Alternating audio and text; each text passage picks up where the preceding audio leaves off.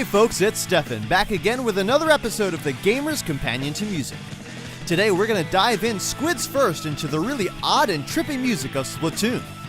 Nintendo's successful first-person shooter has some of the weirdest and coolest music I've heard in a video game in a long time. There's a lot of styles happening in the music, and it all lives in the world that they've created for Splatoon. No, really, all of the music is said to come from artists and bands in the game's lore, which is an awesome element to integrating the music into the story and the lore. Anyway, let's dive right in. Grab your brushes, rollers, and let's go.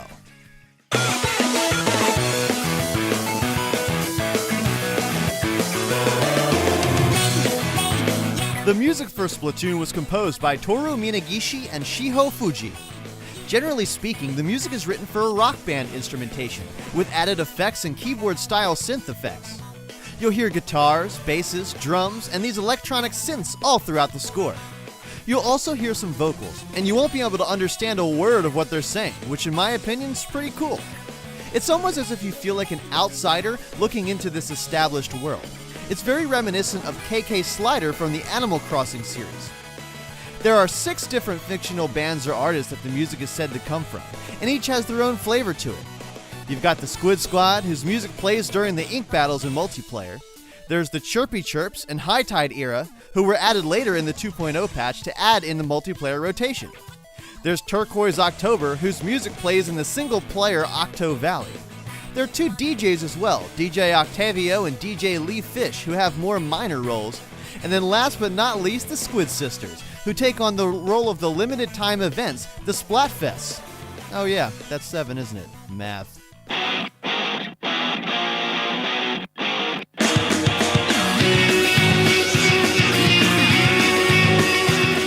Let's start with multiplayer, since this is the mode the game revolves around.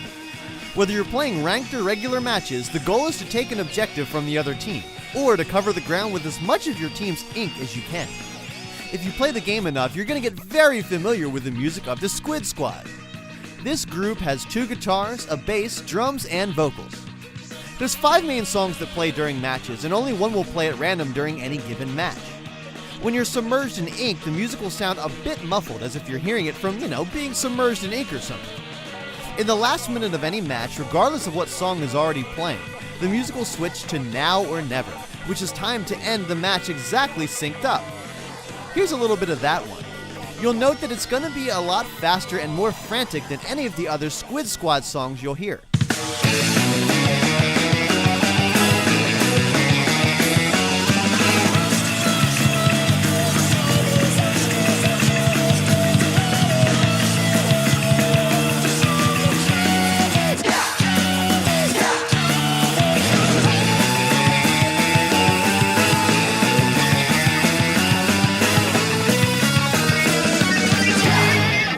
You'll also notice that the vocals are hilariously hard to decipher. If they're even speaking Japanese is unclear to me. Of these 5 other tracks, there's a driving sense that comes with a rock band, and the music is really lively. The melodies are also quite catchy. I'll let you decide for yourself which one is your favorite. Mine is Metallopod, probably because of how hilariously ridiculous it sounds. Seriously, it's like Splatoon's version of scream-based metal music. Have a listen.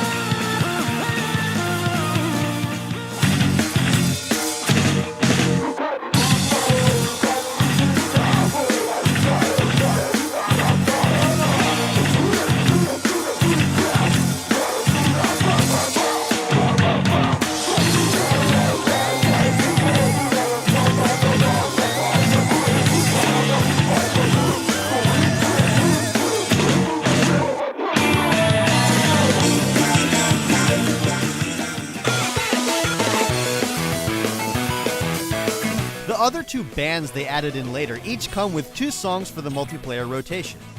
The Chirpy Chirps are styled in a chiptune style, and High Tide Era is essentially a piano rock band. I love the Chirpy Chirps music. Shelfie and Split and Splat both have elements of old school chiptune, but it's injected into a rock band feel that really goes well together. Of all the multiplayer music, Shelfie has to be my favorite. Here's the Chirpy Chirps.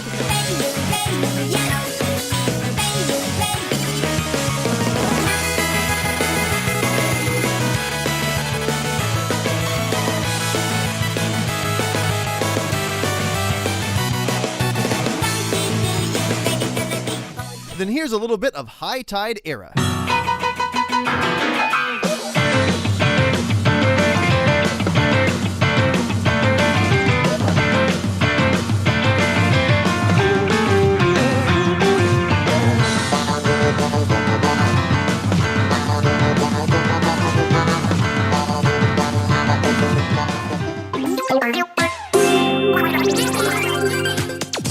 The flow of a multiplayer game goes something like this. First off, it's important to note that the multiplayer maps change rotations every few hours, so when you boot up the game, you'll get an Inkopolis news report featuring the Squid Sisters telling you which maps are in rotation right now. This comes with its own music.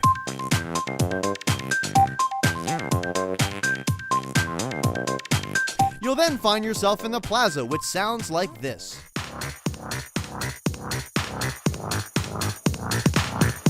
Go to the lobby and you'll experience this cool but really trippy song where the vocals are just wacky mouth noises. It's hard to explain, so listen.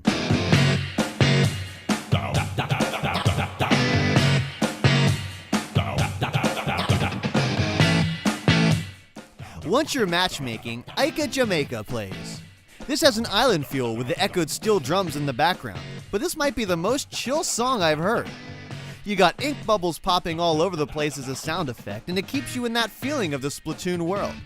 I can't help but lightly dance along when this song plays.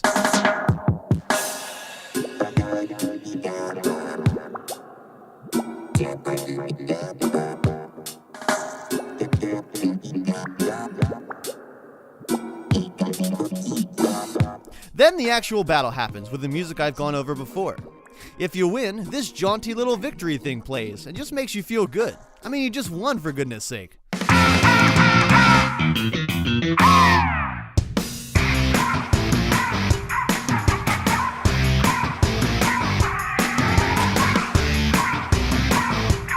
And if you lose, the defeat music is much more melancholy.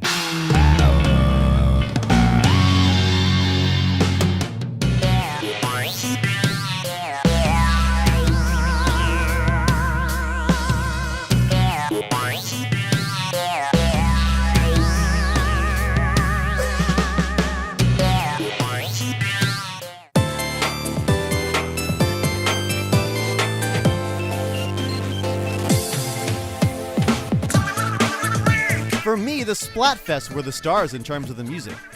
The songs they came up with for the Squid Sisters are just so good. It features the vocals more than any of the other music, but the melodies are really catchy.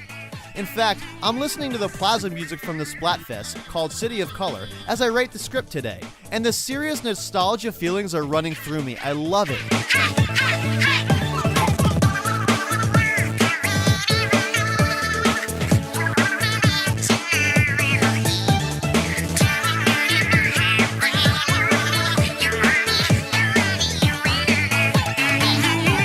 The sad part is that because of Splatoon 2 on the Switch, they discontinued the Splatfest in Splatoon 1, so I wasn't able to get any footage from actual Splatfest for this section.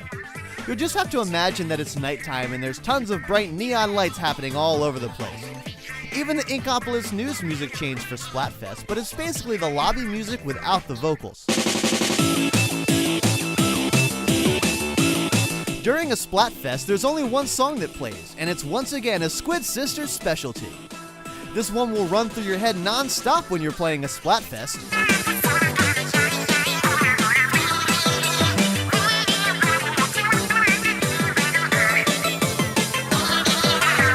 With 1 minute left, there's a Squid Sisters cover of the music in a regular game with 1 minute left. Here's the original.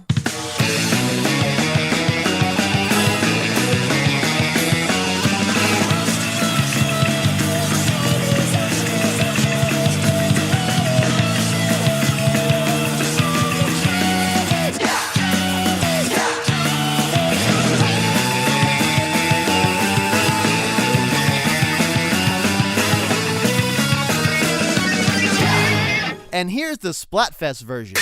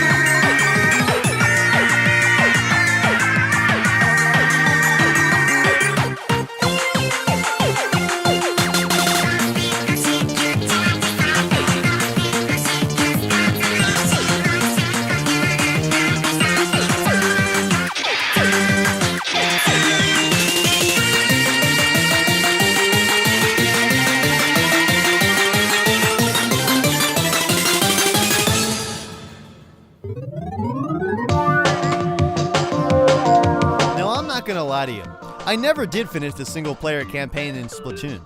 I played some of it, but regardless, the music is by an in-game band called Turquoise October.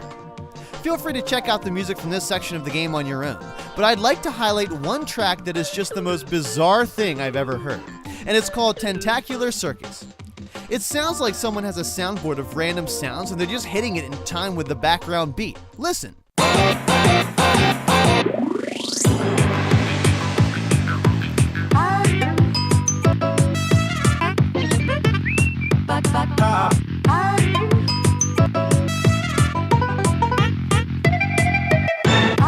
From what I understand, DJ Octavio, the final boss, has a few phases to him. The first main phase has music by the boss himself. I mean, he's literally a DJ in the game. And the second phase has music by the Squid Sisters, whose music helps inspire you to final victory. Like I said, I haven't played it myself, but it's cool that the music again is so integrated into the game's world and lore.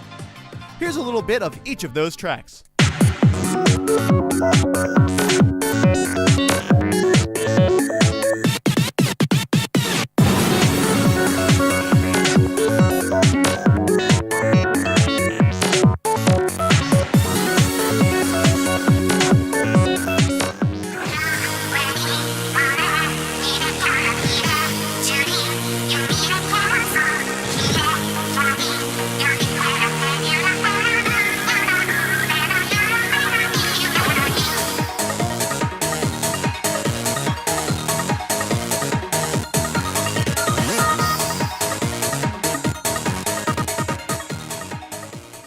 Cleaning up one loose end, the music for the shop is the same track, but there's 4 different variations that play depending on whose shop you're in.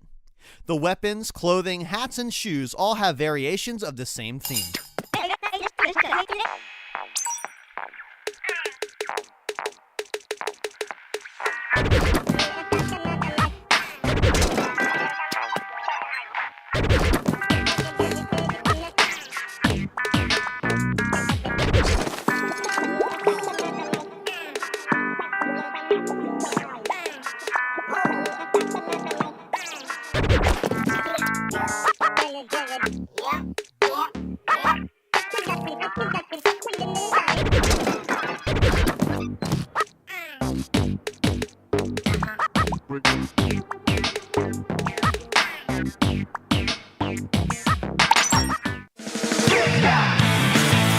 This was a much more music appreciation episode than anything else, but the music in Splatoon is so unique that I feel like that is the major point I wanted to express in this video.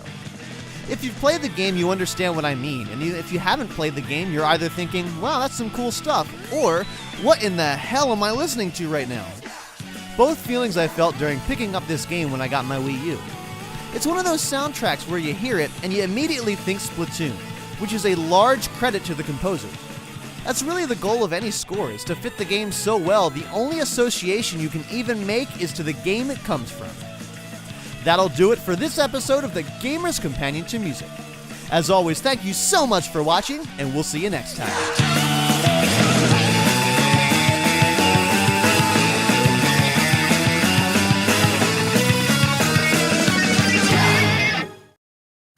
While you're here, check out a Splatoon montage set to Rollin', or maybe another GCM.